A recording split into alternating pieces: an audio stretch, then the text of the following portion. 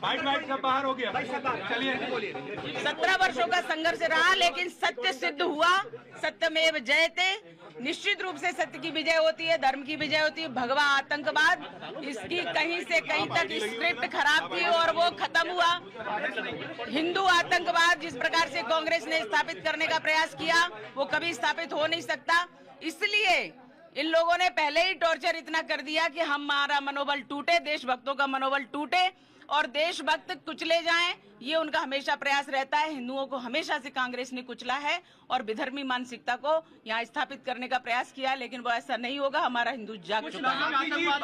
आपको आतंकवादी कहा जाता था, आपको क्या लगता है कि कितना बड़ा ये फैसला? हम अपने ही देश में किसी प्रकार से आतंकवादी हो ही नहीं सकते। हिंदू कभी आतंकवादी नहीं होता, वह सहिष्णु है। और हिंदू हमारे शास्त्रों में ही वसुधैव कुटुंबकम का मंत्र है। इसलिए हम सर्वे भवन्तु सुखिनः, सर्वे सन्तु निरामया, सर्वे भद्राणि पश्यन्तु मां कश्चित् दुःख भाग् भवेत्। इस प्रकार से हम भावना रखते हैं कि कोई भी दुख का भागी ना हो, सभी सुखी रहे, निरोगी रहे। ये इसलिए हिंदू कभी आतंकवादी नहीं हो सकता, क्योंकि वह सबके बारे में शुभ चाहता है, अच्छा विचार करता है। देखो, कौन कहता है कि रंग नहीं होता?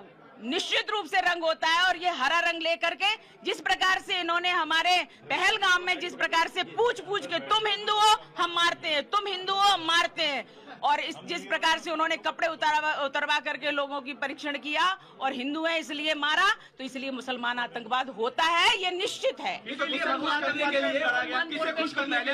कांग्रेस को खुश करने के लिए ये सब किया गया और कांग्रेस इससे खुश होती है। आतंकवादियों के लिए रोती है और हिंदुओं को निश्चित रूप से प्रताड़ित करती है। सिंह के लिए क्या कहेंगे आप? दिग्भ्रमित है वो, उसको तो कभी कुछ नहीं कहना चाहिए, वो तो अशुभ नाम है।